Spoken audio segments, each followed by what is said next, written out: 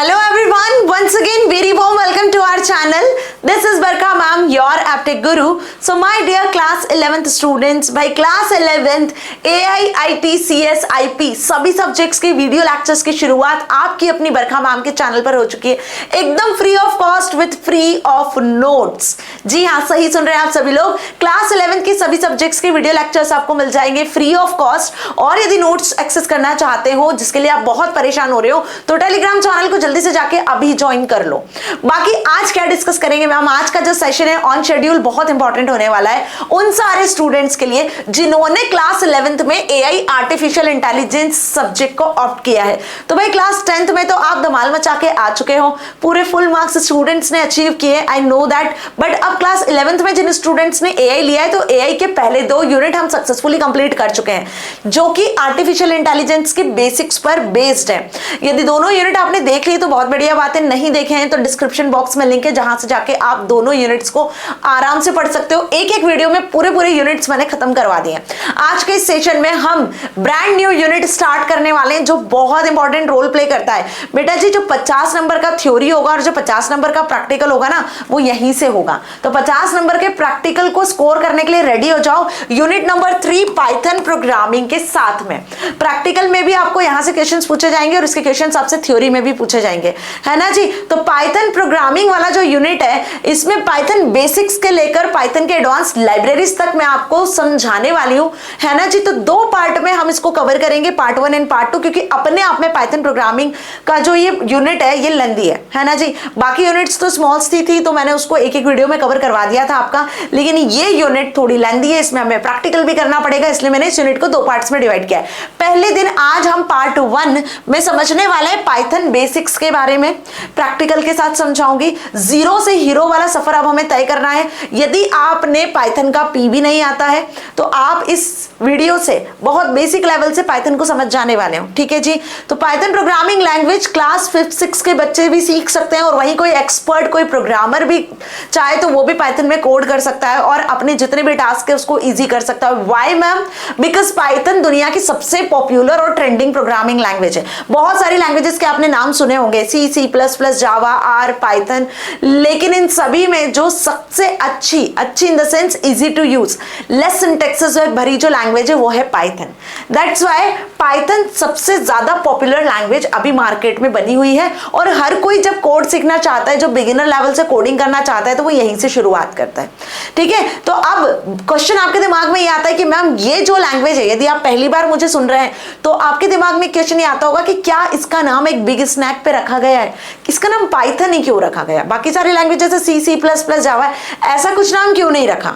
तो देखो बेटा, इसे डेवलप किया था 1990s में गाइडो वॉन रोजम ने, जिनकी फोटो आप यहाँ पे देख रहे हो। जब ये अपने इस प्रोजेक्ट पे काम कर रहे थे, जब इस लैंग्वेज को डेवलप कर रहे थे, तो उस टाइम पे वो एक टीवी सीरीज देखते थे जिसका नाम था BBC शो।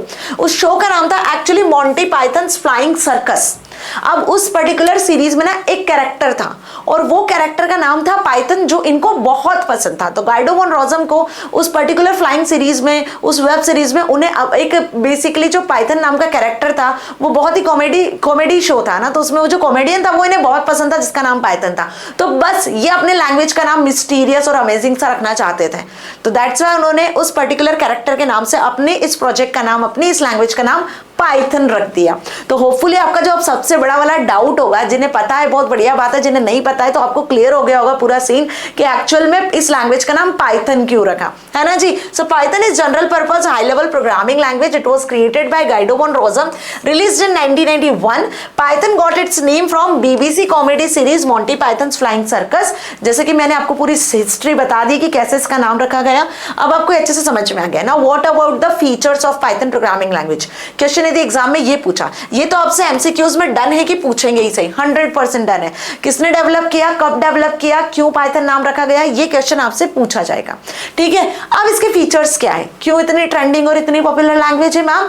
जस्ट बिकॉज ये एक हाई लेवल लैंग्वेज है। हाई लेवल लैंग्वेज तो समझते हो ना आप, हाई लेवल लैंग्वेज का मतलब ये होता है कि जो आपका कंप्यूटर सिस्टम है वो सिर्फ और सिर्फ 2 ही लैंग्वेज, वो सिर्फ और सिर्फ 2 ही बिट्स पे काम करता है, 0 and 1, जिसको हम कहते हैं बाइनरी लैंग्वेज, जिसको हम क्या कहते हैं, बाइनरी लैंग्वेज। तो कंप्यूटर जो है वो बाइनरी लैंग्वेज को समझता है, इसको आप मशीन अंडरस्टैंडेबल लैंग्वेज कहते हो। ठीक है, बट हम क्या इस लैंग्वेज में कोड कर सकते हैं? 01 में कोड करना हमारे लिए कितना टिपिकल होगा। सोचो, आपको आपका नाम भी लिखना है तो आपको 0101 याद रखना पड़ेगा, जब जाके आप अपना नाम लिख पाओगे। आपको कोई 2 नंबर का कैलकुलेशन करवाना है तो उन दोनों नंबर का 0101 का कोड आपको याद करना पड़ेगा, तब आप उसका कैलकुलेशन करवा पाओगे। और ऐसा पहले होता था, जो फर्स्ट जनरेशन के कंप्यूटर्स थे 1940-50s के टाइम पर, उसमें जो प्रोग्रामर हुआ करते थे वो बिट्स को ही याद करते थे और फिर कैलकुलेशंस करते थे, जो अपने आप में बहुत टफ था।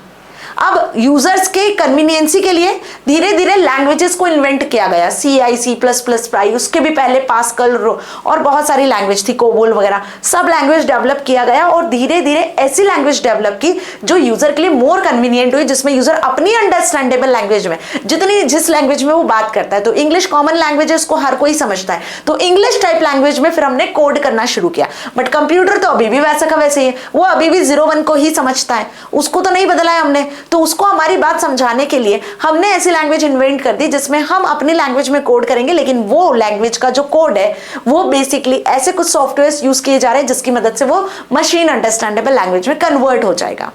तो इसीलिए पाइथन को कहा गया है कि ये एक हाई लेवल लैंग्वेज है जिसमें यूजर अपनी लैंग्वेज में कोड कर सकता है, और वो कोड किसमें कन्वर्ट होता है? इंटरनली, फिर जाकर 01 में। और ये कोड कन्वर्ट करने के लिए यहां यूज किया जाता है इंटरप्रेटर। क्या यूज किया जाता है? Interpreter. Just like that, suppose कि आपको हिंदी आती है और आपकी क्लास में एक नया दोस्त आया हुआ, एक नया स्टूडेंट आया जिसने एडमिशन लिया है, भाई अब वो समझता है सिर्फ एक लैंग्वेज विच इज फ्रेंच। अब ना तो आप फ्रेंच में बात कर सकते हो उससे कम्युनिकेट करने के लिए, ना वो आपसे कम्युनिकेट करने के लिए हिंदी में बात कर सकता है। तो आपने एक ट्रांसलेटर बीच में बिठा लिया जो हिंदी को फ्रेंच में कन्वर्ट करेगा, फ्रेंच को हिंदी में कन्वर्ट करेगा, तो उसकी मदद से आप दोनों प्रॉपरली कम्युनिकेट कर पाओगे। बस दिस इज थिंग कि यहां पर ना आपकी लैंग्वेज में जो आपने कोड लिखा है, सपोज आपने लिखा प्रिंट हेलो, ठीक है, ये सपोज आपने कोड लिखा, अब ये लिखकर और ये देखकर आपको समझ में आ रहा है कि आप हेलो जो मैसेज है वो प्रिंट करवाना चाह रहे हो, ये हमारी ह्यूमन अंडरस्टैंडेबल लैंग्वेज है। अब यहाँ पे जो इंटरप्रेटर है ना, वो इंटरप्रेटर एक ट्रांसलेटर है जो क्या करेगा, आपकी अंडरस्टैंडेबल लैंग्वेज को 01 में कन्वर्ट कर देगा। तो इसीलिए पाइथन को कहते हैं इंटरप्रेटेड लैंग्वेज। तो होपफुली अब आपको ये कॉन्सेप्ट भी क्लियर हो गया है, क्योंकि ये क्वेश्चन यदि आपसे पूछ लिया 2 नंबर में, why Python is high level language, तो ये भी लिख सकते हो अब आप, और ये पूछ लिया कि why Python is interpreted language, तो इसका भी आंसर अब आप लिख कर आ सकते हो। तो पाइथन में यूज होता है इंटरप्रेटर जो एक एक लाइन ऑफ कोड को एग्जीक्यूट करता है, और वहीं एक और ट्रांसलेटर होता है जिसको कंपाइलर कहते हैं। तो जावा C++ में कंपाइलर का यूज किया जाता है, पाइथन में इंटरप्रेटर का यूज किया जाता है, इसलिए वो लैंग्वेजेस कंपाइल्ड लैंग्वेज कहलाती है और ये लैंग्वेजेस इंटरप्रेटेड लैंग्वेज कहलाती है। अंडरस्टैंड? इसके बाद ये लैंग्वेज जो है ना, ये फ्री एंड ओपन सोर्स है। अब मैम फ्री और ओपन सोर्स क्या होता है? तो बेटा इस लैंग्वेज को आप डाउनलोड कर सकते हो, इंस्टॉल कर सकते हो, इस सॉफ्टवेयर को फ्री ऑफ कॉस्ट, आपको कोई पैसा पे नहीं करना, आपको सॉफ्टवेयर को खरीदना नहीं है, फ्री ऑफ कॉस्ट इसकी वेबसाइट से जाके इसको डाउनलोड और इंस्टॉल कर सकते हो। अब मैम करें कैसे डाउनलोड और इंस्टॉल? तो इसके लिए ना मैंने एक वीडियो बना दिया, ऑलरेडी पहले ही बना दिया था, बहुत पहले जैसे सेशन की शुरुआत की थी, क्योंकि मुझे पता था कि यहाँ बच्चे आकर परेशान होते हैं। तो लिंक में आपको मिल जाएगा, डिस्क्रिप्शन में जो लिंक दी हुई है उसमें एक लिंक मिलेगी आपको, how to download and install Python. See Python को कैसे, जो डिफॉल्ट पाइथन है उसको कैसे डाउनलोड इंस्टॉल करना है, साथ ही एडवांस पाइथन को कैसे इंस्टॉल और डाउनलोड करना है, एनाकोंडा वाले जो सॉफ्टवेयर है वो सभी लिंक में अवेलेबल है, ठीक है, डिस्क्रिप्शन में अवेलेबल है, लिंक पे क्लिक करना, पूरा प्रोसेस आपको मिल जाएगा। आप अपने मोबाइल फोन में भी एक्सेस कर सकते हो, आप अपने लैपटॉप पीसी, डेस्कटॉप पीसी में भी एक्सेस कर सकते हो, ठीक है। तो इंस्टॉल करने की तो प्रॉब्लम खत्म हो गई, वेबसाइट से जाना है, python.org वाली वेबसाइट है, वहां से डाउनलोड कर लेना latest version free of cost. But what is this open source? आखिर ये ओपन सोर्स क्या होता है? बहुत बार सुना है मैम, समझ नहीं आता है। सुनो, ओपन सोर्स का मतलब ये होता है कि जब भी किसी लैंग्वेज में आप कोई कोड करते हो ना, तो वो पर्टिकुलर कोड आपको मिल जाता है फ्री ऑफ कॉस्ट। मतलब सोचो कितनी अच्छी बात है कि जिस लैंग्वेज में, जिस कोड में पाइथन को भी डिजाइन किया गया, भाई कोई सा भी सॉफ्टवेयर बनाओगे तो वो सॉफ्टवेयर आपका कैसा होता है, वो सॉफ्टवेयर आपका किसी न किसी लैंग्वेज में तो प्रोग्राम किया होता है ना। तो पाइथन को जिस लैंग्वेज में बनाया गया है उसका सोर्स कोड हमको फ्री ऑफ कॉस्ट मिल जाता है। तो अब जो एक्सपर्ट्स होते हैं, जो उस कोड को समझते हैं, जानते हैं, जिनकी प्रोग्रामिंग बहुत अच्छी होती है, तो वो अपने हिसाब से ना उसको पर्टिकुलर कोड को बदल के कोई नया वर्जन लॉन्च कर सकते हैं। तो जब आप इसकी ऑफिशियल वेबसाइट पे जाओगे तो आपको हर महीने महीने नए नए वर्जन्स मिलेंगे पाइथन के। Why? Just because it is open source language. जिस लैंग्वेज में इसमें कोड होता है उसको कहते हैं सोर्स कोड। इसका सोर्स कोड आपको फ्री ऑफ कॉस्ट ओपनली मिल जाता है, जिसमें आप चेंजेस कर सकते हो अपने अकॉर्डिंग, जो आपको करना है उस कोड में बदलकर नया कुछ डिजाइन कर सकते हो। ठीक है, चलो प्लेटफॉर्म इंडिपेंडेंट लैंग्वेज है, तो how it is platform independent ma'am? तो जब प्लेटफॉर्म इंडिपेंडेंट की बात करते हैं तो भाई इसके कोड को आप मैक ओएस पे रन कर सकते हो, एप्पल के सिस्टम्स पर, विंडोज पर चला सकते हो, लिनक्स पे चला सकते हो। ऐसा बिल्कुल जरूरी नहीं है कि ये किसी एक ऑपरेटिंग सिस्टम पर लिमिटेड है, आप किसी भी ऑपरेटिंग सिस्टम पर इसके कोड को रन कर सकते हो। That's why it is platform independent, platform पर डिपेंड नहीं कर रहा है कोई भी। तो क्रॉस प्लेटफॉर्म लैंग्वेज है, virtually even platform if compatible Python interpreter is installed. Okay, now easy to use and learn. अब इजी टू यूज और लर्न क्यों? क्योंकि इसमें जो सिंटेक्स है ना बहुत सिंपल होते हैं। जावा C++ के कंपैरेटिवली सिंटेक्स वहां आपको ज्यादा फॉलो करने पड़ते हैं। मतलब जिस रूल्स जिस रेगुलेशंस पर इस पाइथन लैंग्वेज में हम कोड करते हैं वो रूल्स रेगुलेशंस ना के बराबर है। बहुत सिंपल से रूल्स है जिनको आप आराम से फॉलो कर सकते हो, इसलिए ह्यूमन अंडरस्टैंडेबल लैंग्वेज इसको कहा जाता है। ठीक है, variety of Python editors are available, मतलब इसके कोड को आप हर जगह यूज कर सकते हो। इसका कोई एक एडिटर फिक्स नहीं है, जैसे जावा का एक एडिटर फिक्स है, C++ का एक एडिटर फिक्स है, बस वही रन होते हैं इसके कोड। लेकिन इसके जो कोड है आप ऑनलाइन भी यूज कर सकते हो, जुपिटर नोटबुक पे रन कर सकते हो, आप सी पाइथन के डिफॉल्ट पे रन कर सकते हो, स्पाइडर आईडीएलई पे रन कर सकते हो, बहुत सारे आईडीएलई, पाइचार्म, स्कीकैट, सब पे आप इसके कोड को रन कर सकते हो। तो वेराइटी ऑफ एडिटर्स इसके अवेलेबल है, आईडीएलईज अवेलेबल है, पाइथन आईडीएलई, पाइचार्म, एनाकोंडा, स्पाइडर, जो नाम मैंने बताया। अब पाइथन के process all characters of ASCII and Unicode, चाहे आप ASCII कोड को लिखो या यूनिकोड को लिखो, पाइथन हर टाइप के कोड को प्रोसेस कर लेता है। ठीक है जी, आई बात समझ में? Widely used in many different domains and industries, और इसका यूज भी अलग अलग है। मतलब आप C++ जावा में तो सिर्फ एक सॉफ्टवेयर ही डिजाइन कर सकते हो, लेकिन पाइथन में आप डेटाबेस डिजाइन कर सकते हो, पाइथन में आप गेम्स को डेवलप कर सकते हो, पाइथन में आप डेस्कटॉप पीसी सॉफ्टवेयर डिजाइन कर सकते हो, पाइथन में आप AI ML मॉडल्स को डिजाइन कर सकते हो। मतलब आर्टिफिशियल इंटेलिजेंस जिसमें हम पढ़ रहे हैं इसमें भी इसका यूज है। और इसके बेसिस पर यदि आपको ये पाइथन प्रोग्रामिंग लैंग्वेज आती है अच्छे से, आप AI में ना मास्टरी कर सकते हो, बिलीव मी, आप एक मॉडल डेवलप कर सकते हो। अब इसके बेसिस पे आपको बहुत सारी अच्छी अच्छी जॉब्स मिल सकती है। जैसे इन फ्यूचर आप 12th के बाद में आप AI ML इंजीनियर बनना चाहते हो, प्रॉम्प्ट इंजीनियर बनना चाहते हो, आप डेटा साइंटिस्ट, डेटा एनालिसिस्ट की पोस्ट पे आगे बढ़ना चाहते हो, तो आप ऐसी हाई पेइंग जॉब्स को भी एक्सेस कर सकते हो। ठीक है जी, तो दीज आर दी फीचर्स। अब ये जो फीचर्स है यहाँ सिंगल सिंगल वर्ड में लिखे हुए, बट इनका मतलब आपको क्रिस्टल क्लियर हो गया होगा। यदि 2 नंबर में ऐसा क्वेश्चन पूछ लिया आपसे, why Python is free and open source language, या why Python is interpreted language, या what are the various Python editors, तो आप नाम लिखकर आ सकते हो, है ना। चलो आगे बढ़ते हैं। इतना डिटेल में समझाने का सिर्फ इतना ही रीजन है बेटा मेरा, मैं चाहूँ तो बहुत क्विकली आपको पूरा चैप्टर समझा के खत्म कर सकती हूँ, बट आई जस्ट वांट कि आपको सारी चीजें बहुत अच्छे से समझ में आए।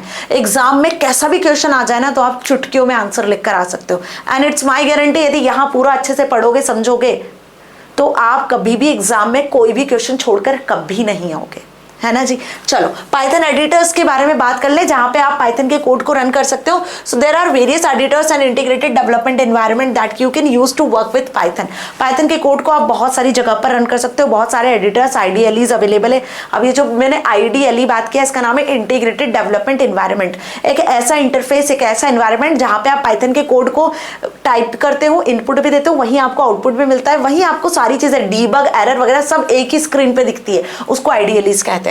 तो उसके लिए यहाँ पे कुछ पॉपुलर आईडीएलईज है, जैसे मैंने बताया PyCharm, Spyder, Jupyter notebook, IDLE, Google Colab etcetera, और डिफॉल्ट पाइथन तो है ही, है ना। तो यहाँ पे अभी जो हम एग्जांपल देखने वाले हैं ना, प्रैक्टिकल देखने वाले हैं, वो जुपिटर नोटबुक पे देखेंगे। मैं आपको दोनों पे बताऊंगी, मैं आपको डिफॉल्ट पाइथन पे भी बताऊंगी, इस पे भी बताऊंगी, ठीक है। बाकी डाउनलोड इंस्टॉल कैसे करना है जुपिटर नोटबुक को भी, डिफॉल्ट पाइथन को भी, बेटा उसका लिंक डिस्क्रिप्शन में, जाके एक बार उसको जरूर विजिट कर लेना। छोटे छोटे से वीडियोज हैं, मतलब 2-2, 5-5 मिनट के डाउनलोड इंस्टॉलेशन के, आप आराम से समझ जाओगे, ठीक है। Now Jupyter notebook is an open source web application that allows you to create and share documents containing live code, equations, visualizations, narrative text etcetera. Data science research में बेसिकली जुपिटर नोटबुक में code किया जाता है। ये anaconda का एक software है। Anaconda क्या है? एडवांस पाइथन टूल है, ठीक है, एडवांस पाइथन सॉफ्टवेयर है, जिसमें आपको सारी लाइब्रेरी, सारे एडवांस टूल्स मिल जाएंगे। पाइचार्म की बात कर लो, ऑरेंज की बात कर लो, आप आर लैंग्वेज की बात कर लो, आप यहाँ पे जुपिटर नोटबुक, स्पाइडर, आईडीएलई, जितने मैं ये जो नाम बता रही हूँ ना, ये सब आपको एनाकोंडा टूल्स में मिल जाते हैं। ठीक है जी। तो एक पिप पैकेज की मदद से हम इसको यूज कर सकते हैं। So those who are familiar with the Python ना, so open the command prompt and administrative mode and type. यदि आपने कभी पाइथन प्रोग्रामिंग लैंग्वेज पे काम भी किया होगा तो इसका एक सी प्रॉम्प्ट भी होता है, इसका एक कमांड प्रॉम्प्ट भी होता है, जहां पे आप लिख कर भी कमांड को रन कर सकते हो। तो सोचो पाइथन कितनी पॉपुलर लैंग्वेज है, ग्राफिक मोड के साथ साथ आपको कमांड प्रॉम्प्ट भी प्रोवाइड कर रहा है। तो अब जो सबसे बेसिक सी बात होती है ये कि जब आप पाइथन की किसी लाइब्रेरीज को इंस्टॉल करते हो या आप जुपिटर नोटबुक को इंस्टॉल करना चाहते हो तो सिंपल आपको ये कोड लिखना होता है, पिप इंस्टॉल नोटबुक या जुपिटर नोटबुक लिखोगे तो आप इस तरीके से जुपिटर का नोटबुक का जो इंटरफेस है वो देख पाओगे, जहां आप पाइथन के कोड को लिखना स्टार्ट कर सकते हो। और जुपिटर नोटबुक में जहां कोड लिखा वहीं उसके नीचे आउटपुट मिल जाता है, इसलिए कन्वीनियंट टूल होता है। और ये ऑनलाइन आप इंटरनेट पे एक्सेस कर सकते हो, इसको डाउनलोड भी करने की जरूरत नहीं है। वैसे डाउनलोड करोगे एप्लीकेशन तो बहुत बेस्ट बात है, लेकिन यदि डाउनलोड नहीं भी करना है तो आप इसको ऑनलाइन भी ट्राई करके देख सकते हो, है ना। इसके अलावा बहुत सारी जगह है जहां से आप इसको एक्सेस कर सकते हो। तो ये जुपिटर नोटबुक का इंटरफेस होता है, मतलब ये एक एडिटर है जहां आप कोड को रन कर सकते हो। So you can type the code in the cell provided, जहां आपको सेल दी हुई है वहां आपको कोड लिखना होता है। मतलब ये देखो, ये सेल दिख रही है आपको, यहाँ पे जो इसका प्रॉम्प्ट होता है वो इस तरीके से होता है, इन लिखा हुआ होता है और यहाँ से आपको कोड लिखना होता है। वैसे पाइथन का डिफॉल्ट प्रॉम्प्ट जो होता है वो ये होता है। जब सी पाइथन पे आप जाते हो ना, डिफॉल्ट पाइथन पे इंटरैक्टिव मोड, स्क्रिप्ट मोड मिलता है, वहां पे पाइथन का जो बेसिकली प्रॉम्प्ट होता है वो इस तरीके के ट्रिपल एंगुलर ब्रैकेट्स होते हैं। हर एक एडिटर पे अलग अलग प्रॉम्प्ट मिलेगा, ठीक है। स्पाइडर आईडीएल पे जाओगे तो वहां भी यही मिलेगा, जुपिटर नोटबुक पे जाओगे तो वहां भी यही मिलेगा। और इस सेल में, ये जो आपको सेल बनी हुई दिख रही है ना, इस सेल में आपको कोड लिखना होगा। यहाँ एक रन बटन होता है, रन पे क्लिक करोगे तो भी कोड रन हो जाएगा, ये दिख रहा है रन, है ना। यहाँ एक इस तरीके का साइन होता है, इस पे भी इस पे भी क्लिक करोगे तो भी आपका कोड रन हो जाएगा। अभी प्रैक्टिकली बताऊंगी, डोंट पैनिक। बाकी चीजें समझ में आ रही है ना, क्रिस्टल क्लियर हो रहा है। सो you can type the code. Suppose हमने यहाँ पर क्या लिखा है, देखो ये लाइन 1 है, इस लाइन 1 में हमने लिखा है प्रिंट स्टेटमेंट और प्रिंट करवा लिया एक पहला मैसेज। तो सबसे पहला कोड आपका, सबसे पहला मैसेज वाला प्रोग्राम हम अभी बनाएंगे, जिसमें हम लिखेंगे hey all this is how to display the text, या hello everyone this is our first program. Whatever message you want to print, you just use this print function, जो कि एक आउटपुट फंक्शन होता है। Print लिखना है। अच्छा, Python जो एक केस सेंसिटिव लैंग्वेज है, तो ध्यान रखना कि आप कैपिटल प्रिंट मत लिखना, ये पी कैपिटल नहीं आना चाहिए, अदरवाइज एरर आ जाएगी। सारी चीजें ऑलमोस्ट इसमें स्मॉल होती है, कुछ ही चीजें होती है जो कैपिटल होती है, वो मैं आपको बता दूंगी, अदरवाइज सारे फंक्शंस के नाम आपके स्मॉल ही होते हैं। तो प्रिंट एक आउटपुट फंक्शन होता है जो कि आउटपुट प्रिंट करता है। जो आप इनपुट दोगे, जो आप कैलकुलेशंस करवाओगे ना, उसका आंसर प्रिंट फंक्शन देगा। मैसेज प्रिंट करवाना है, वो भी प्रिंट फंक्शन करेगा। फंक्शन पैरेंथेसिस से स्टार्ट होता है, पैरेंथेसिस से क्लोज होता है, फंक्शन का नाम आता है, ठीक है। तो प्रिंट फंक्शन में आपने जो भी लिखा, देखो ये उसका आउटपुट यहाँ जनरेट हो गया। अब एक प्रोग्राम आपने बनाया, ये तो सिंगल लाइन ऑफ कोड था। सपोज आपने 3 लाइन ऑफ कोड लिखना है जिसमें आप 2 नंबर को ऐड करवाना चाहते हो। तो नंबर 1 आपने 10 दिया, नंबर 2 आपने 20 दिया, प्रिंट करवा लिया नंबर 1 प्लस नंबर 2, तो नंबर यहाँ पे क्या हो गया, ऐड हो गया। आ गया आंसर नीचे। चलो इसको प्रैक्टिकली देखते हैं ना। तो जुपिटर नोटबुक को मैंने यहाँ पर इंटरनेट पर ओपन किया हुआ है, मतलब आप गूगल ब्राउजर ओपन कर लेना, गूगल क्रोम, वहां पे लिख लेना जुपिटर नोटबुक ऑनलाइन। जैसे जुपिटर नोटबुक ऑनलाइन लिखोगे, देखो यहाँ पे ये जुपिटर नोटबुक ऑनलाइन लिखा मैंने, तो ये सबसे टॉप पर ही आ गया प्रोजेक्ट जुपिटर ट्राई जुपिटर। इस पर क्लिक करना तो ये पर्टिकुलर स्क्रीन आपको दिखेगी। अब यहाँ से आपको क्या करना है, फाइल पर आना है, न्यू पर आना है और आपको नोटबुक को ओपन कर लेना है। तो ये ऑनलाइन हम एक्सेस कर रहे हैं बेटा, अब इसको मैंने डाउनलोड वगैरह कुछ नहीं किया है, क्या कर रहे हैं, इसको ऑनलाइन एक्सेस कर रहे हैं। अब यहाँ पे एक पाइथन की फाइल बना देगा। जुपिटर नोटबुक पे जो पाइथन की फाइल होती है वो किस एक्सटेंशन से सेव होती है, IPYNB से, और सी पाइथन पे जो फाइल होती है वो .py से सेव होती है। ये भी ध्यान रखना, इसका भी क्वेश्चन आपसे एक एग्जाम में पूछा जा सकता है कि what is the extension of file, Python file on Jupyter notebook और ऑन सी पाइथन। तो डिफॉल्ट पाइथन की फाइल का जो एक्सटेंशन होता है वो .py होता है, जैसे डॉक फाइल का .doc होता है, एक्सेल की फाइल का .xls होता है, वैसे पाइथन की फाइल का .py होता है। बट यहाँ जुपिटर नोटबुक में क्या करते हैं, हम इसको यूज IPYNB लिखते हैं, ठीक है। सिलेक्ट कर लेते हैं कि हम एक फाइल यहाँ पे क्रिएट करने वाले हैं। आगे जुपिटर नोटबुक का उसी तरीके का इंटरफेस जो मैंने बताया, ये वही सेल जहाँ पे अब हम कोड करेंगे। तो सपोज मैं यहाँ पर प्रिंट स्टेटमेंट लिखती हूँ, क्या लिख रही हूँ, प्रिंट स्टेटमेंट, इस तरीके से। और प्रिंट में हम पहला एक मैसेज प्रिंट करवा लेते हैं, ठीक है।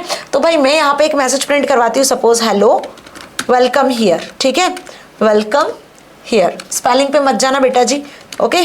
नाउ जैसे ही अब मुझे इस कोड को रन करवाना है, ये तो अभी हमने लिख दिया सिंपल एक कोड कि प्रिंट हेलो वेलकम हियर, बहुत इजी सा कोड है, समझ में आ रहा है। इसको रन करने के लिए या तो आप इस रन पे क्लिक करो या फिर आप इस पे क्लिक करो। तो देखो आपका जो आउटपुट है वो उसी के नीचे आपको विजिबल हो रहा है, हेलो वेलकम हियर।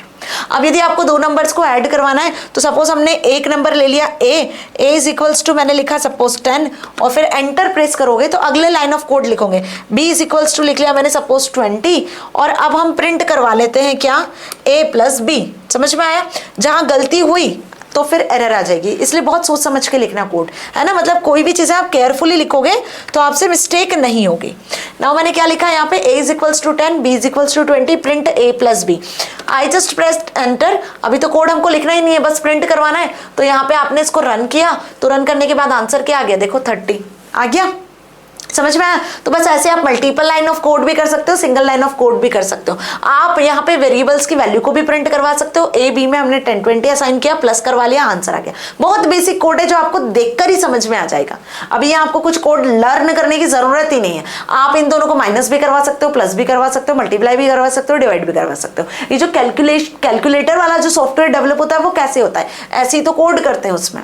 ठीक है, चलो बाकी ये कोड में हुआ क्या है सब डिटेल में समझेंगे हम। सो डोंट पैनिक कि मैम को समझ नहीं आ रहा है या आपको ये कोड अभी फिलहाल इनिशियली समझ नहीं भी आया हो, परेशान मत हो क्योंकि अभी तो हमने शुरुआत की है। तो ये बात करी हमने जुपिटर नोटबुक की। नाउ असली कहानी अब शुरू होती है, that is getting started with Python programmes.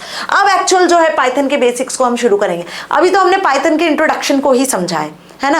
अभी ये मैंने आपको जुपिटर नोटबुक पे बताया था। अभी मैं आपको सी पाइथन पे जो हमने इंस्टॉल किया वो सॉफ्टवेयर है उस पे भी कोड करना सिखाऊंगी। ठीक है, तो उससे पहले समझ लो कि पाइथन में जो भी कोड आप लिखते हो, जैसे कि फॉर एग्जांपल मैंने अभी यहाँ पर कोड लिखा है ये प्रिंट हेलो वेलकम हियर, है ना। तो मैं जो भी कोड लिख रही हूँ ये टोकन्स कहलाता है। इसमें हर एक small small C units tokens कहलाती हैं। ठीक है, तो Python programme consist of a tokens. ये स्मॉलेस्ट यूनिट होता है प्रोग्राम का जिसको इंटरप्रिटर समझता है। अभी इंटरप्रिटर आपकी लैंग्वेज को समझेगा तभी तो 0-1 में कन्वर्ट करेगा और तभी प्रोसेसर उसको प्रोसेस कर पाएगा।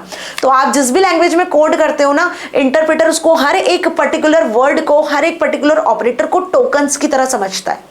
जैसे फॉर एग्जांपल कि आप इंग्लिश जब सीखते हो तो आप कुछ कैरेक्टर्स अल्फाबेट्स को पहले समझते हो A to Z, फिर उनसे धीरे धीरे वर्ड्स बनाते हो, फिर वर्ड से सेंटेंसेस बनाते हो ना, ऐसे ही करते हो ना, तभी आपको एक लैंग्वेज सीखने में समझने में आती है। तो यहाँ पे हर एक सेंटेंस में एक एक वर्ड का, एक एक कैरेक्टर का अपना मतलब होता है। तो बिल्कुल वैसे ही यहाँ पे जब आप कोड करते हो, एक सिंगल लाइन ऑफ कोड लिखते हो या मल्टीपल लाइन ऑफ कोड लिखते हो, तो कोड में हर एक वर्ड का, हर एक साइन का मतलब होता है जो टोकन्स कहलाते हैं। अब ये क्या मतलब होता है? तो टोकन में कुछ कीवर्ड्स होते हैं, कुछ आइडेंटिफायर्स होते हैं, कुछ लिटरल्स होते हैं, ऑपरेटर्स होते हैं, पंक्चुएटर्स होते हैं। ठीक है, बात समझ में आई? जैसे मैंने लिखा यहाँ पर हेलो, ठीक है, और यहाँ मैंने लिखा वेलकम हियर। ठीक है, फॉर एग्जाम्पल मैंने ये लिखा और फुल स्टॉप लगाया, तो ये हेलो एक वर्ड है, ये भी वर्ड है, ये भी वर्ड है, ये मैंने एक्सक्लेमेटरी मार्क लगाया, ये मैंने फुल स्टॉप लगाया। तो ये जो एक पूरा सेंटेंस मैंने लिखा है, इस सेंटेंस में हर एक वर्ड का अपना मतलब है, हर एक साइन का अपना मतलब है ना। तो हम इन्हें वर्ड कहते हैं, एक्सक्लेमेटरी मार्क कहते हैं, फुल स्टॉप कहते हैं। तो वैसे ही यहाँ पर कोड जब करते हो तो कोड में आप हर एक कोड में एक एक वर्ड को, किसी को कीवर्ड आइडेंटिफायर से जानते हो, किसी को लिटरल से जानते हो, किसी को ऑपरेटर से जानते हो, किसी को पंक्चुएटर से जानते हो। तो कोई भी कोड इन सारे टोकन से मिलकर बना होता है। ठीक है जी, so that serves as the building block of Python code. Python code जैसे आप इनिशियली बनाना सीखते हो तो उसमें आप इन सभी का यूज कर रहे होते हो।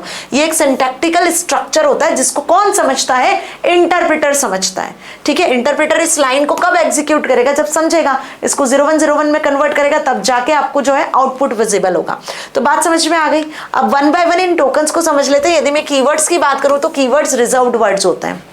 ध्यान रखना, वो वर्ड्स जो कि पाइथन में पहले से रिजर्व्ड है, उसमें पहले से उनका मतलब होता है। ठीक है, फिर आप उन वर्ड्स को अपने किसी और यूज में नहीं ले सकते हो क्योंकि भाई वो तो रिजर्व्ड है। उनको जैसा पाइथन में रिजर्व्ड है, जैसे पाइथन में उसको यूज किया जा रहा है, जैसे पाइथन में उसको अलाउ किया जा रहा है, वैसे ही उसको यूज कर पाओगे। उसका दूसरा मतलब या दूसरे तरीके से उसको यूज नहीं कर सकते हो। ठीक है जी, बात समझ में आ गई। जैसे आपके व्हीकल में पेट्रोल होता है, तो वो जो रिजर्व्ड पेट्रोल होता है, जब तक कि पेट्रोल खत्म नहीं होगा तब तक रिजर्व को यूज नहीं कर सकते हो। रिजर्व को यूज करना है तो रिजर्व को एट ए टाइम जब आपको जरूरत होगी आप तभी यूज कर पाओगे, है ना। उसको आप और अदर यूज में यूज नहीं कर पाओगे ना। बिल्कुल वैसे यहाँ पर भी है कि ये जितने भी वर्ड्स आपको यहाँ दिख रहे हैं ये सभी कीवर्ड्स हैं और ये सभी कीवर्ड्स अपने हिसाब से पाइथन में पहले से डिफाइंड है। तो इनका मतलब आप नहीं बदल सकते हो, इनको आप एज इट इज यूज कर सकते हो, बट इनको दूसरे मतलब से यूज नहीं कर सकते हो कोड में, ठीक है जी। सो इसका स्पेशल पर्पज है जिसके लिए डिजाइन किए गए पाइथन में, एज इट इज इन्हें हमें यूज करना होता है, जैसे false, and, as, assert, break, none, class, continue, def, del, true, for, in, और, वाइल, विथ, इल्ड, ऐसे बहुत सारे क्या है, ये टोटल 35 से 38 क्या है बेसिकली आपके कीवर्ड्स है। अब इनमें एक खासियत है, जैसे ये दिए हुए हैं वैसे ही लिखने होते हैं, ठीक है। स्मॉल लेटर्स में लिखे तो स्मॉल लेटर्स में लिखने होते हैं। Why ma'am? Because Python case sensitive language है, इस चीज का खास ख्याल रखना। देखो फॉल्स का F कैपिटल है, ट्रू का T कैपिटल है और नन का N कैपिटल है, बाकी सब स्मॉल है। अगर आप ध्यान से देखोगे तो जब आप अपने कोड में ट्रू, फॉल्स और नन लिखोगे ना, तो इनके फर्स्ट लेटर्स कैपिटल लिखना, बाकी सब तो स्मॉल लेटर्स से स्टार्ट है, देख लो जरा, ठीक है। So these are the keywords. अभी जानना चाहते हो कि कीवर्ड्स वाकई पाइथन में एग्जिस्ट करते हैं, तो देखो मैं जुपिटर नोटबुक में आपको बता देती हूँ। आपको ना एक इंपोर्ट करना होगा कीवर्ड नाम का मॉड्यूल, ठीक है। तो पाइथन में एक कीवर्ड नाम का मॉड्यूल है, उस कीवर्ड नाम के मॉड्यूल को हम कर लेते हैं पहले इंपोर्ट, और फिर प्रिंट करवाते हैं इन कीवर्ड्स की लिस्ट को, ठीक है। तो मैंने यहाँ पे लिखा है कीवर्ड .kw लिस्ट। समझ में आई बात कि आप कीवर्ड की लिस्ट प्रिंट करवाना चाह रहे हो, तो ये कीवर्ड में ही आपको एक पर्टिकुलर एट्रीब्यूट दिया हुआ है, keyword list. Now I just run this code ना, हम इस कोड को रन करेंगे तो देखो आपको यहाँ पे दिख रहा है false, none, true, and, as, assert, async, await, break, class, पूरे 35 से 38 सारे कीवर्ड्स आपको यहाँ विजिबल हो रहे हैं। तो आप ये देख सकते हो कि भाई हम जो कीवर्ड्स पढ़ रहे हैं वो वाकई में यही सारे कीवर्ड्स हैं, और इसको कैसे आप पाइथन में एक्सेस कर सकते हो, ठीक है। अब बात करते हैं दूसरे टोकन की, जिसका नाम है आइडेंटिफायर।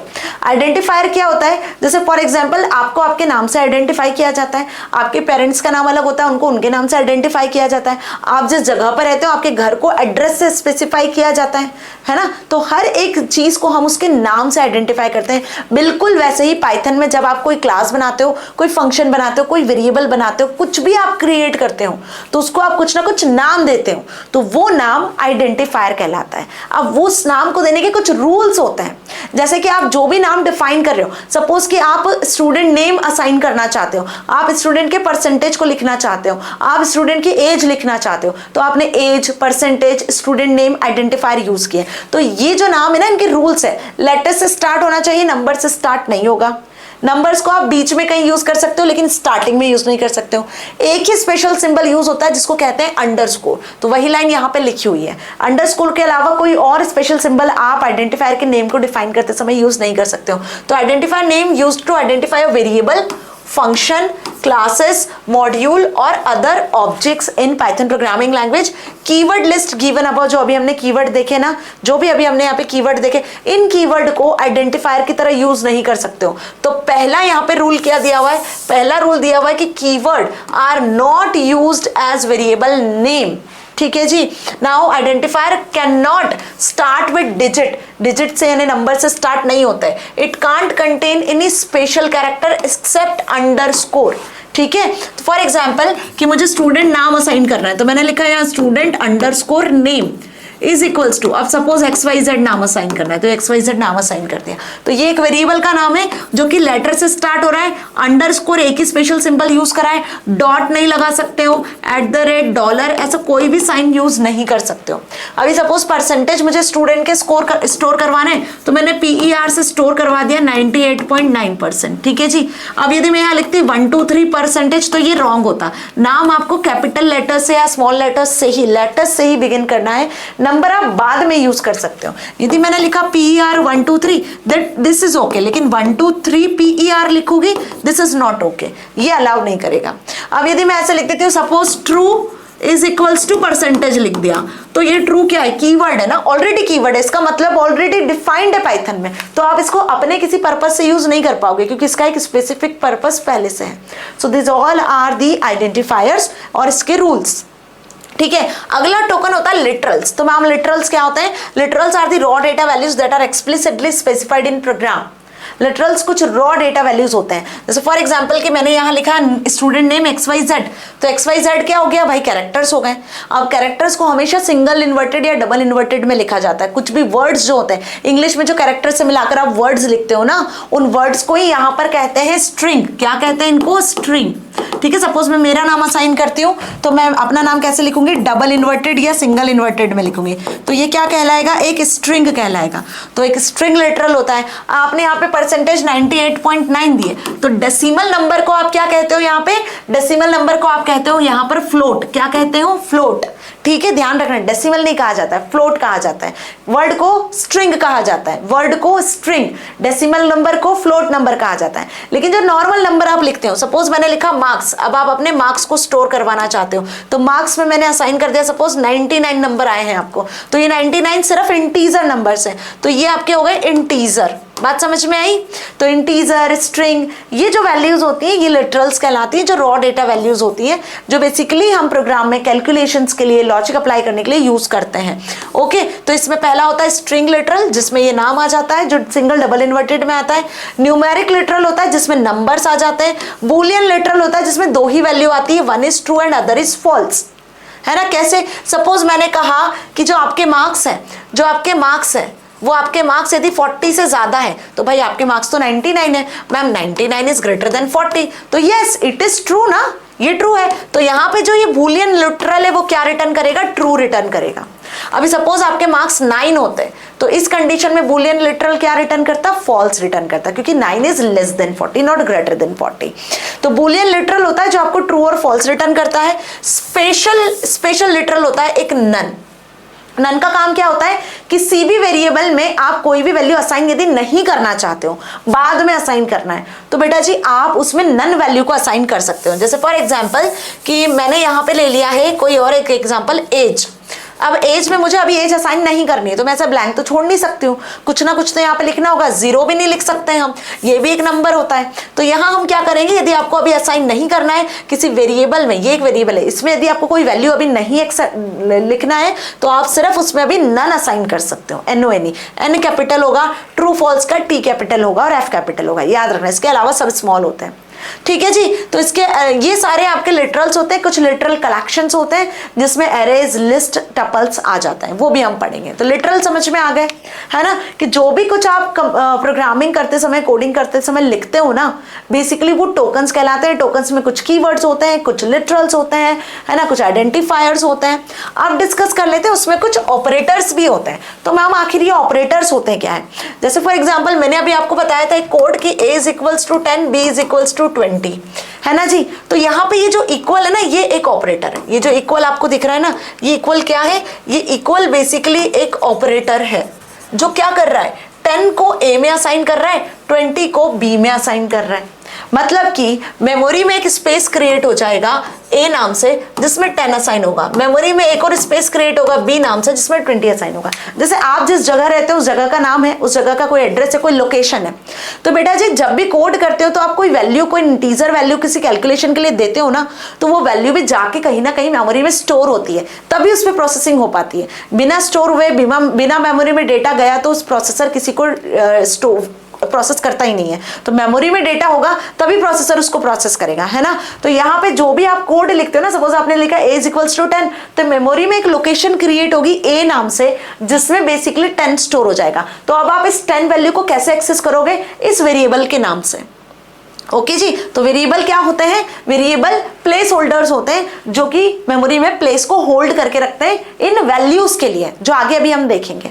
क्लियर हुआ? तो ऑपरेटर्स क्या करते हैं, बेसिकली ऑपरेटर्स का काम होता है अलग अलग, कैलकुलेशंस करवाने के लिए यूज किए जाते हैं, कंपैरिजन के लिए यूज किए जाते हैं, असाइनमेंट्स के लिए यूज किए जाते हैं। ऑपरेटर्स, वैरायटी ऑफ ऑपरेटर्स होते हैं जो पाइथन सपोर्ट करता है। तो ऑपरेटर्स आर सिंबल्स और कीवर्ड्स दैट परफॉर्म ऑपरेशंस, जो बेसिकली ऑपरेशंस को परफॉर्म करते हैं। क्या परफॉर्म करते हैं, ऑपरेशंस परफॉर्म करते हैं। अब वो ऑपरेशन कुछ भी हो सकते हैं, plus, minus, into, division, comparison, assignment, कुछ भी हो सकते हैं।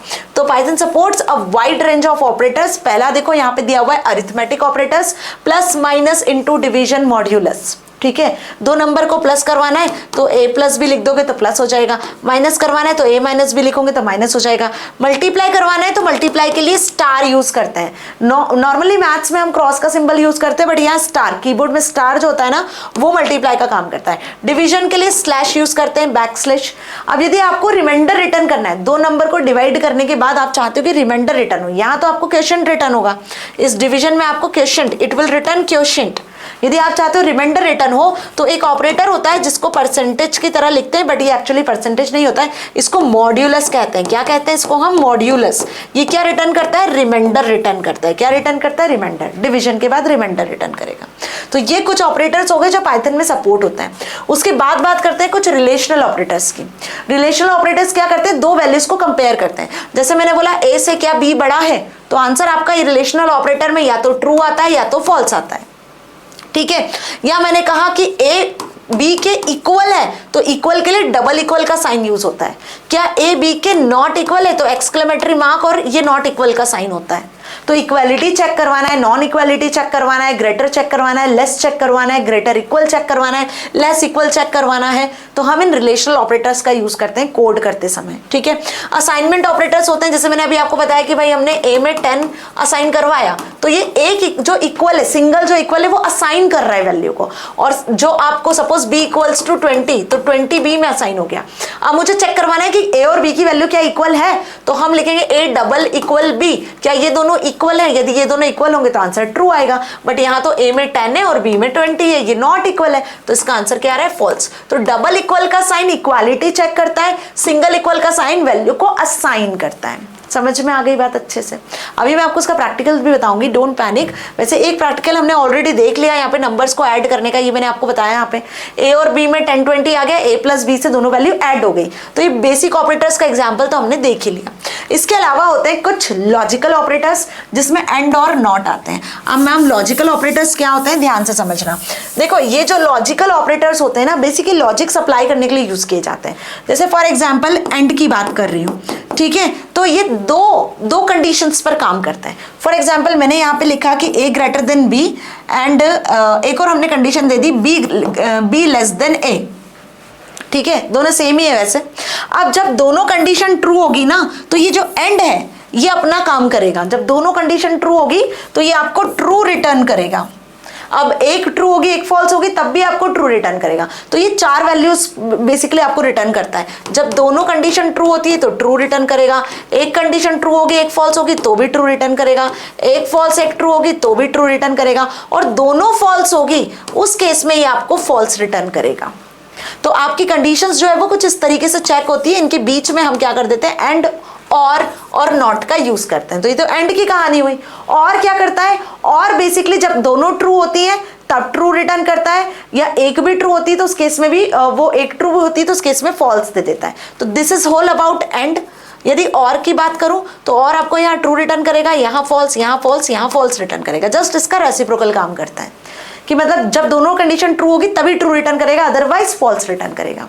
अब नॉट क्या करता है, नॉट कॉम्प्लीमेंट्री होता है। ट्रू के केस में वो फॉल्स रिटर्न कर देता है और फॉल्स के केस में वो ट्रू, ठीक है। मतलब वही 0 का 1, 1 का 0, जो कॉम्प्लीमेंट्री नहीं होते हैं वो काम करता है कि ट्रू यदि कंडीशन है तो फॉल्स रिटर्न करेगा, फॉल्स यदि कंडीशन है तो ट्रू रिटर्न करेगा। तो ये कुछ लॉजिकल ऑपरेटर होते हैं, एंड और नॉट।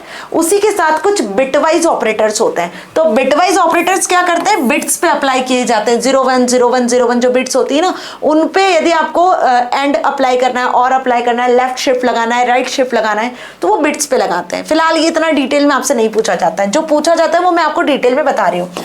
आइडेंटिटी ऑपरेटर होते हैं, आइडेंटिफाई करने के लिए यूज किए जाते हैं कि सपोज लिस्ट में कोई एलिमेंट है या नहीं है तो ट्रू रिटर्न करेगा, इज काम करेगा, नहीं है तो फॉल्स रिटर्न करेगा। और इसी का रेसिप्रोकल इज नॉट होता है। जैसे फॉर एग्जांपल कि मैंने ऐसा कहा कि भाई आपने अपने क्लास के बच्चों के नाम की लिस्ट बनाई है, ठीक है, एंड सपोज आपका नाम राहुल है और लिस्ट में आपका नाम है या नहीं है, तो हम चेक करवा रहे हैं कि राहुल इज इन लिस्ट। आप राहुल का चेक करवा रहे हो कि राहुल इज लिस्ट में राहुल है या नहीं है तो इज रिटर्न करेगा ट्रू, और नहीं तो फॉल्स। और फिर मैंने लिखा कि राहुल इज नॉट लिस्ट, यदि राहुल लिस्ट में नहीं है, इज नॉट लगा दिया हमने, तो इज नॉट क्या करेगा, उल्टा काम करेगा। यदि राहुल लिस्ट में नहीं होगा तो ट्रू रिटर्न करेगा, अदरवाइज फॉल्स रिटर्न करेगा। बात समझ में आ गई? तो इज और इज नॉट क्या होते हैं, इज और इज नॉट बेसिकली आइडेंटिफाई करने के लिए यूज किए जाते हैं दो ऑपरेटर। इसी की तरह नॉट और नॉट इन भी होते हैं, ये भी इसी तरीके से काम करते हैं। एलिमेंट यदि प्रेजेंट है किसी लिस्ट में या किसी एरे में तो ट्रू रिटर्न करेगा, और नहीं है तो फॉल्स रिटर्न करेगा। तो इन और इज दोनों जो होते हैं आइडेंटिफाई करने के लिए और मेंबर्स पहचानने के लिए ऑपरेटर्स होते हैं, ये सीक्वेंसेस में यूज किए जाते हैं। मतलब जब आप एरे लिस्ट क्रिएट करोगे ना तो वहां यूज किए जाते हैं। ठीक है, तो इतना अच्छे से समझ में आ गया ऑपरेटर्स की कहानी भी। अब बढ़ते हैं आगे पंक्चुएटर्स की तरफ। तो ये पंक्चुएटर्स क्या होते हैं, जैसे आप इंग्लिश में exclamatory mark, hyphen, double inverted, single inverted, brackets, है ना, कॉमा, इनका यूज करते हो ना, वही सेम पंक्चुएटर्स यहाँ भी होते हैं। यहाँ थोड़े से डिफरेंट होते हैं। यहाँ पे colon, semicolon, comma, parenthesis, brackets, curly brackets, ठीक है, at the rate symbol, question mark, backslash, forward slash, ये जितने सिंबल्स आपको दिख रहे हैं ये सभी पंक्चुएटर्स कहलाते हैं, जो हम कोड में यूज करते हैं। जैसे प्रिंट लिखना था, अभी मैंने बोला कि आपको हेलो प्रिंट करवाना है, तो हमने क्या यूज किया, ये पंक्चुएटर्स यूज किए। इसके अंदर फिर पंक्चुएटर यूज कर रहे हैं, डबल इन्वर्टेड के अंदर फिर हमारा कोड लिख रहा है हेलो। तो ये क्या हो गए, ये पंक्चुएटर्स हो गए जो आप कोड में लिखते हो। तो ये भी टोकन्स कहलाते हैं। पंक्चुएटर्स आर आल्सो टोकन्स। यहाँ देखो इंपोर्ट मैथ वाला एक मॉड्यूल इंपोर्ट कर लिया, नंबर हमने 625 दे दिया। अब मैथ मॉड्यूल का एक फंक्शन होता है SQRT, जो कि स्क्वायर रूट कैलकुलेट करता है। तो हमने रूट में लिख दिया math.sqrt। अब इस नंबर का स्क्वायर रूट निकालना है, तो भाई 625 का स्क्वायर रूट क्या प्रिंट हो गया, 25। तो यहाँ देखो आप हर एक इस पूरे कोड में हर एक पर्टिकुलर का कुछ ना कुछ मतलब है। इंपोर्ट कीवर्ड है, मैथ मॉड्यूल है, इक्वल ऑपरेटर है, असाइनमेंट ऑपरेटर है, SQRT एक फंक्शन है ना, मैथ मॉड्यूल का एक फंक्शन है, प्रिंट भी एक आउटपुट फंक्शन है। उसके अंदर आप स्ट्रिंग में इस वेरिएबल की वैल्यू को प्रिंट करवा रहे हो। नम और रूट क्या है, वेरिएबल्स है। तो आपको समझ में आ गया कि हर एक, और ये 625 क्या है, लिटरल है, इंटीजर लिटरल्स है, न्यूमेरिक लिटरल्स जिसको कह रहे हैं। ठीक है, तो अब आपको समझ में आ रही है, पिक्चर क्लियर हो रही है कि जो टोकन से कोड में कैसे आइडेंटिफाई किए जाते हैं। नाम यहाँ बता रही हूँ। इंपोर्ट क्या बन गया, कीवर्ड बन गया। जो 35-37 कीवर्ड्स बताए थे उनमें से कीवर्ड इंपोर्ट है। नम रूट वेरिएबल के नाम है, आइडेंटिफायर है जो हमने डिफाइन किए हैं। ठीक है, लिटरल 625 लिटरल हो गया। ठीक है, अब देखो नम और रूट कैसे डिफाइन किए, इंटीजर्स नहीं है ना, नंबर से स्टार्ट नहीं किया है और ना ही कोई कीवर्ड का यूज किया है। हमने इनको नॉर्मली अपनी अंडरस्टैंडिंग के हिसाब से अल्फाबेट्स में डिफाइन किया हुआ है, वर्ड्स में डिफाइन किया है। इक्वल ऑपरेटर हो गया और डबल इन्वर्टेड और ये पंक्चुएटर्स हो गए। ठीक है, तो किसी भी कोड में जब ये सारी चीजें आप यूज कर रहे हो तो ये टोकन्स कहलाते हैं, जिसमें ऑपरेटर्स और पंक्चुएटर्स, लिटरल्स, ये सारी चीजें आती हैं। अब यहाँ पर एक और चीज होती है जिसको हम कहते हैं डेटा टाइप्स। तो मैम आखिर डेटा टाइप्स क्या होता है, देखो पाइथन यूजर डिफाइंड लैंग्वेज है, मतलब हम ही ने ही बनाई हुई लैंग्वेज है हमारी ही। तो हम पाइथन कुछ भी नहीं जानता, पाइथन प्रोग्रामिंग लैंग्वेज में हर चीज आपको बतानी पड़ती है। मतलब ऐसा बोल सकते हो आपकी इंटरप्रेटर को सब समझाना पड़ता है ना, जो इंटरप्रेटर कन्वर्ट कर रहा है ना आपकी लैंग्वेज को मशीन अंडरस्टैंडेबल लैंग्वेज में, उसको बताना पड़ता है। आप नाम भी लिखोगे तो आप बताओगे कि ये स्ट्रिंग टाइप का है, आप कोई नंबर भी लिखोगे तो आप पाइथन इंटरप्रेटर को बताते हो कि ये नंबर टाइप का है। तो जो भी डेटा आप लिखते हो, जैसे भी आप कोड करते हो, तो उसमें जो डेटा वैल्यूज को आप यूज कर रहे हो, नंबर, स्ट्रिंग, बूलियंस, तो यू जस्ट स्पेसिफाई कि भाई कौन कौन सी डेटा वैल्यूज को आपको कन्वर्ट करना है। तो data types are classification and categorization of data items that represents the kind of value that tells what operations can be performed on a particular data. Data पर कौन सा ऑपरेशंस परफॉर्म करना है, तो वो आप कैसा डेटा दे रहे हो, उस डेटा के टाइप को आप बताते हो। ठीक है, तो Python supports dynamic typing also. अब ये डायनेमिक टाइपिंग क्या होता है मैम, डायनेमिक टाइपिंग का मतलब होता है सपोज कि मैंने ए की वैल्यू 10 असाइन करी, अब कुछ कोड कर दिया, उसके बाद मुझे इस ए की नई वैल्यू देनी है, तो फिर उसके बाद मैंने ए में 20 असाइन कर दिया। तो अब क्या होगा समझना, अब ऐसा नहीं होगा कि मेमोरी में एक ए नाम की लोकेशन सेव हुई और वहां पे 10 असाइन आया, तो यहाँ पे ये 10 तो असाइन हो गया, इसके बाद मेमोरी में फिर नई लोकेशन क्रिएट हो गई ए जिसमें 20 असाइन हुआ। ऐसा नहीं होता है पाइथन में। पाइथन में क्या होता है, यदि आप एक सेम वेरिएबल में अलग अलग वैल्यूज को स्टोर करवा रहे हो, है ना, एक के बाद एक, तो बेटा जी उसके लिए नई लोकेशन क्रिएट नहीं होती। C++ में होता है ऐसा, C++ में आप जितनी बार वेरिएबल को डिफाइन करोगे उतनी बार नई नई मेमोरी लोकेशंस क्रिएट होती जाएगी। इसीलिए C++ जावा में स्टैटिक बाइंडिंग को फॉलो किया जाता है। और पाइथन क्यों पॉपुलर है, यहाँ पे मेमोरी स्पेस में आप इन वैल्यूज को ही चेंज करते हो, वेरिएबल एज इट इज रहता है। तो अब यहाँ पे ये क्रिएट ना होकर क्या होगा, इसी ए में इस 10 वैल्यू को, पहले तो यहाँ पर 10 आया, अब 10 को बदलकर जैसे ही आपने 20 असाइन किया तो ये 10 यहां से हट जाएगा और इसमें क्या असाइन हो जाएगा, 20 असाइन हो जाएगा। तो पहले इसमें 10 असाइन था, अब इसमें दोबारा आपने जब दूसरी वैल्यू असाइन करी तो इसी सेम मेमोरी लोकेशन पर 20 असाइन हो गया। तो इसी को कहते हैं हम क्या, डायनेमिक टाइपिंग, कि Python automatically determine the variables data type value, it infers the data type from the value and this was Python is often called dynamically typed language. तो पाइथन को हम डायनेमिक टाइप लैंग्वेज भी कहते हैं, ये इसका एक बेस्ट फीचर है। ठीक है, now the following are the standard built in data types. Python के अब कुछ बिल्ट इन डेटा टाइप्स है जो मैं बता रही हूँ कि नंबर्स में आप डेटा वैल्यूज को स्टोर करवा सकते हो। यदि आपको वेरिएबल में वैल्यू स्टोर नहीं करवानी तो आप नन स्पेशल टाइप के डेटा टाइप से वैल्यू स्टोर करवा सकते हो। कुछ सिक्वेंसेज होते हैं, जैसे फॉर एग्जाम्पल कि मैंने कहा आपके 5 सब्जेक्ट के मार्क्स लिखो, तो आपने हिंदी में लिख दिया 90, इंग्लिश में लिख दिया 70, मैथ में लिख दिया आपने 50, और कौन से सब्जेक्ट होते हैं, साइंस में सपोज आपने लिखा 40 और एसएसटी में आपने लिखा सपोज 75। तो मैंने बोला 5 सब्जेक्ट के मार्क्स आपको असाइन करवाने हैं, तो आपने बकायदा मैम 5 सब्जेक्ट के वेरिएबल्स बना दिए और उनके अंदर मार्क्स को असाइन करवा दिया। तो अब इससे क्या होगा, इससे 5 मेमोरी में जाके 5 स्पेस क्रिएट हो जाएगी, हिंदी, इंग्लिश, मैथ के लिए और साइंस के लिए और इसी तरीके से एसएसटी के लिए। ठीक है, अब यदि आप यहां पर चाहते हो कि इतने 5 वेरिएबल्स क्रिएट ना करो, आप क्यों ना एक ऐसा लिस्ट बनाओ जिसमें आप सारे एलिमेंट को एक साथ स्टोर कर दो, एक साथ असाइन करवा दो। तो क्या ये पॉसिबल है? यस, ये पॉसिबल है with the help of sequences. Sequence में क्या होता है कि मैंने यहाँ पर मार्क्स नाम की एक लिस्ट बनाई है और उस लिस्ट में मैंने सारे सब्जेक्ट्स के मार्क्स को स्टोर कर दिया, 90, 70, 50, 40, 75। Understood this thing? तो अब ये क्या किया हमने, मार्क्स नाम की एक लिस्ट बना ली, मार्क्स नाम का एक वेरिएबल बना लिया जिसमें हमने इन 5 मार्क्स को एक साथ स्टोर कर दिया। तो अब मेमोरी में ये 5 अलग अलग लोकेशन क्रिएट नहीं होगी, अब मेमोरी में एक ही लोकेशन क्रिएट होगी जहां पर ये 5 नंबर एक साथ स्टोर हो जाएंगे और इस पूरे को आप एक्सेस करोगे मार्क्स के नाम से, है ना। इनकी इंडेक्सेस होते हैं इनको इंडिविजुअल एक्सेस करने के लिए, तो इनके जो इंडेक्सेस होते हैं वो डिफॉल्ट 0 से शुरू होते हैं, 0, 1, 2, 3, 4, ये सब पढ़ोगे आप, अभी आगे सब पढ़ाने वाली हूं मैं। फिलहाल सीक्वेंसेस की बात हुई है तो आपको बता दूं कि सीक्वेंस होते क्या हैं। जैसे आपको बोला जाता है कि आपकी क्लास में आपके स्टूडेंट, जो जितने भी स्टूडेंट हैं उनकी लिस्ट बनाओ नाम की, तो क्या करते हो, ऐसे ही बनाते हो ना, 1, 2, 3, 4, 5 करके नाम लिखते जाते हो आगे। सिंपल वही किया हमने, 0 से 90 को एक्सेस करोगे, 1 से 70, ये उनके इंडेक्स हो गए।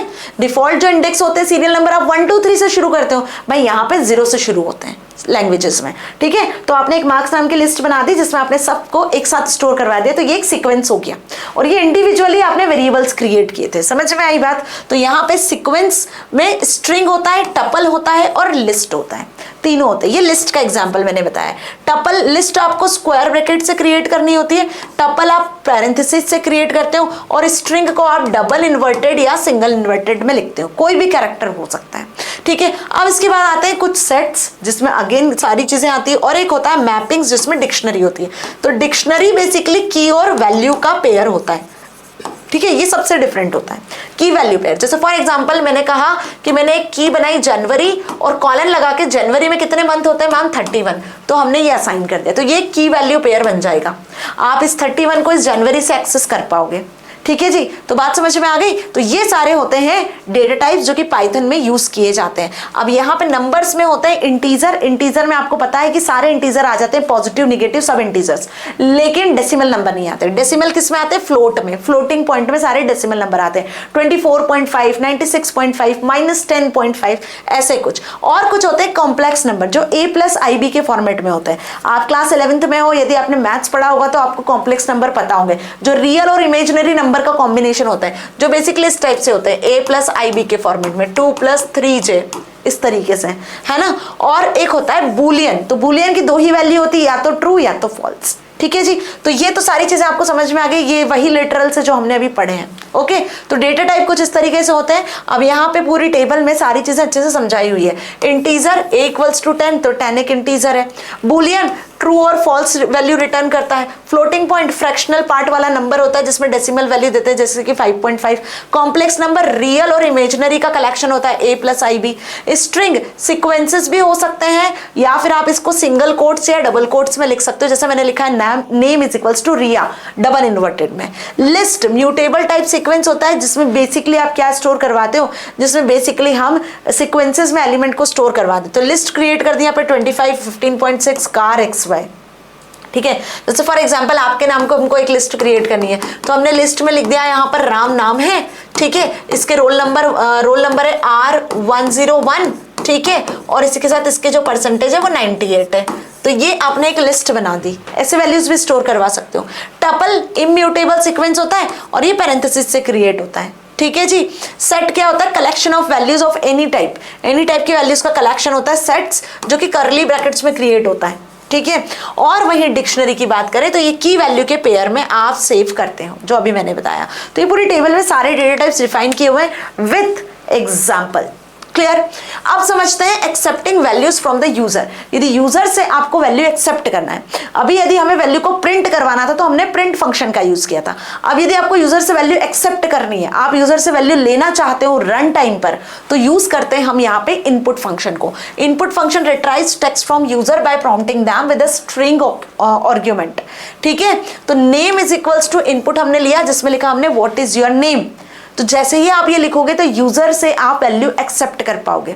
याद रखना, ये जो इनपुट फंक्शन है ये हमेशा स्ट्रिंग टाइप की वैल्यू को रिटर्न करता है, ठीक है। यदि आपको कोई इंटीजर वैल्यू एक्सेप्ट करवानी है तो उसके लिए आपको INT इसके पहले यूज करना होगा।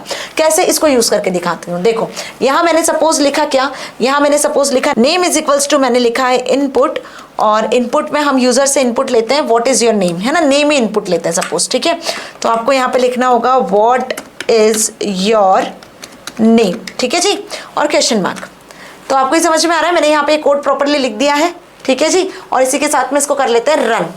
अभी रन कर लिया तो व्हाट इज योर नेम आपको यहाँ दिख रहा है। आप सपोज हम यहाँ पे नाम लिखते हैं बरखा गुप्ता, आप अपना नाम एंटर कर सकते हो। तो यूजर यहाँ पर, जो यूजर इसको रन करेगा वो यहाँ पर अपने अकॉर्डिंग रन टाइम पर जो भी वैल्यूज है उसको इनपुट कर पाएगा। डिफॉल्ट ये स्ट्रिंग टाइप की वैल्यूज को इनपुट लेता है, ठीक है जी। इसके बाद मैंने कर दिया यहाँ पे एंटर प्रेस। तो अब हम अगली लाइन पे आ चुके हैं। अब यदि मुझे ये जो नाम यूजर ने से हमने लिया है इसको हमें प्रिंट करवाना है, ठीक है। तो प्रिंट होता है एक आउटपुट फंक्शन। तो प्रिंट में अभी मैं नेम प्रिंट करवा रही हूँ, NAME नेम, जो हमने अभी यूजर से लिया है वेरिएबल में। तो नेम वाले वेरिएबल में बरखा गुप्ता नाम जाके असाइन हो चुका है। अब हम इस नेम को प्रिंट करवा लेते हैं यहाँ से। तो आप देखो यहाँ पे आपको बरखा गुप्ता नाम दिख रहा है प्रिंट होते हुए, ठीक है जी। तो बात समझ में आई। इनपुट फंक्शन से आप यूजर से इनपुट ले सकते हो, और यदि आपको कोई नंबर इनपुट लेना है तो आपको इंट फंक्शन का यूज करना होगा, ठीक है जी। मींस व्हाट, कि सपोज आपने लिखा है यहाँ पर परसेंटेज आपको यूजर से लेना है, तो परसेंटेज जो है वो इंटीजर में है, तो आपको पहले इंट फंक्शन लगाना होगा, और इस इंट फंक्शन में फिर आपको इनपुट फंक्शन लगाना होगा, और इसमें आप लिखोगे एंटर परसेंटेज। क्या लिखोगे? Enter percentage. आई बात समझ में? और एक ब्रैकेट और क्लोज। तो ये इंट क्यों लगाया? क्योंकि इनपुट सारी चीजें एज ए स्ट्रिंग लेता है, मतलब एज ए कैरेक्टर लेता है, तो उसको हमें इंटीजर में कन्वर्ट करना पड़ेगा, तो इसलिए इंट लिया। यदि आपको फ्लोट में कन्वर्ट करना है तो आप फ्लोट फंक्शन ले सकते हो। फ्लोट मतलब जो डेसिमल में यूज किया जाता है, ठीक है। सपोज यही परसेंटेज डेसिमल में, यहाँ सपोज 98% थे, यूजर ने 98 एंटर करा, यहाँ सपोज 96.5% है, तो अब आप फ्लोट फंक्शन यूज करोगे, क्योंकि ये जो वैल्यू है वो आपको फ्लोट में कन्वर्ट करनी होगी, ठीक है। फिर आप इसका कैलकुलेशन कर पाओगे, ओके। अदरवाइज आप इसका फिर कैलकुलेशन नहीं कर पाओगे। यदि आप इसको किस में लोगे? यदि आप इसको नॉर्मली इंटीजर फ्लोट के बिना लेते हो तो ये एज ए स्ट्रिंग रहेगा, और स्ट्रिंग पे आप कोई भी प्लस या माइनस को अप्लाई नहीं कर सकते हो। तो इतना अच्छे से समझ में आ चुका है। यहाँ तक हमने बहुत बेसिक वाला जो पार्ट है पाइथन प्रोग्रामिंग लैंग्वेज का वो समझा है। एक बिगिनर लेवल से आपको जो पाइथन के बारे में समझना जरूरी है, एक बिगिनर लेवल से आप जितनी चीजों को सीखना चाहते हो ताकि आप हाई लेवल प्रोग्रामिंग लैंग्वेज कर पाओ आगे, तो बेटा ये बेसिक्स हैं जो आपको ध्यान रखने हैं। जितने मैंने आपको यहाँ पे कोड बताए सबको एक एक बार रन करके जरूर देखना, एक एक बार आप इसका प्रैक्टिकल करके जरूर देखना, चाहे आप जुपिटर नोटबुक पे करो या फिर आप पाइथन के आईडीएलई सॉफ्टवेयर पे करो। देखो पाइथन आईडीएलई कैसे करोगे, उसको इंस्टॉल करना तो मैंने ऑलरेडी बता ही दिया है, तो आपको कुछ नहीं करना है, आपको यहाँ आना है और यहाँ पे आपको टाइप कर लेना है पाइथन। ये आईडीएलई आपको यहाँ दिख रहा है, Python IDLE. So this is the Python IDLE software जो अभी फिलहाल आपको यहाँ पे दिखेगा ऑन होता हुआ है। So this is Python IDLE, और यहाँ पे देखो इसका प्रॉम्प्ट आपको ये दिख रहा है। यहाँ भी आप बिल्कुल वैसे ही कोड को रन कर सकते हो। सपोज मैंने लिखा है यहाँ पे प्रिंट ओके हेलो, तो ये एक्चुअल में पाइथन का इंटरप्रेटर कोड है, जुपिटर एडवांस लेवल पर है, ठीक है जी। तो ये हेलो यहाँ प्रिंट हो गया। यदि मैंने यहाँ पे लिखा 2 + 5, तो सिंगल लाइन ऑफ कोड यहाँ लिखूंगे तो वो यहाँ लिखे हुए जाएंगे और प्रॉपर्ली आपको आउटपुट भी दिखेंगे। आपको फाइल क्रिएट करना है तो फाइल पे आके न्यू फाइल पे जाओगे तो यहाँ फाइल क्रिएट कर पाओगे, multiple line of code create कर पाओगे। इसको आपको रन करना है तो यहीं से आप रन करोगे, और इसको सेव करना पड़ेगा .py एक्सटेंशन से। तो ये डिफॉल्ट पाइथन का जो है इंटरफेस है आईडीएलई, और वो जो हमने देखा अभी वो जुपिटर नोटबुक का था। दोनों में डिफरेंस बिल्कुल भी नहीं है, सेम कोड वहां भी रन कर सकते हो, सेम कोड यहाँ भी रन कर सकते हो। ठीक है जी, ये इंटरप्रेटर मोड है जहां पे सेम लाइन पर ही आपको आउटपुट शो हो रहा है। यहाँ आप सिंगल लाइन ऑफ कोड लिख सकते हो, यहाँ आप मल्टीपल लाइन ऑफ कोड लिख सकते हो। तो अब आपको सारी चीजें बहुत अच्छे से समझ में आ चुकी है ना। जिसमें आपको इजी लगता है, स्पाइडर आइडियली में इजी लगता है तो वहां भी कोड कर सकते हो, है ना। बाकी सारी चीजें मैंने आपको डिस्क्रिप्शन में बता दिया है कि कैसे आपको डाउनलोड करना है, कैसे इंस्टॉल करना है और कैसे कोड करना है। अब आपकी बुक में जितने भी कोडिंग एग्जांपल्स दिए ना बेटा जी, सबसे पहला काम तो ये है कि आप कोड एग्जांपल्स को रन करते जाओ, क्योंकि फाइनल प्रैक्टिकल एग्जाम में आपसे 50 नंबर का प्रैक्टिकल होगा, पाइथन प्रैक्टिकल ही पूछा जाएगा। ठीक है, और इसके क्वेश्चंस आपके थ्योरी में भी आएंगे, तो थ्योरी में क्या लिखना है वो भी समझ में आ चुका है, प्रैक्टिकल क्या करना है वो भी समझ में आ चुका है ना। नोट्स चाहिए तो नोट्स के लिए टेलीग्राम चैनल को अभी के अभी ज्वाइन कर लेना। अगले सेशन में हम इसका बेसिक्स पढ़ने वाले, control structures and all things. तो till then stay happy. Thank you so much.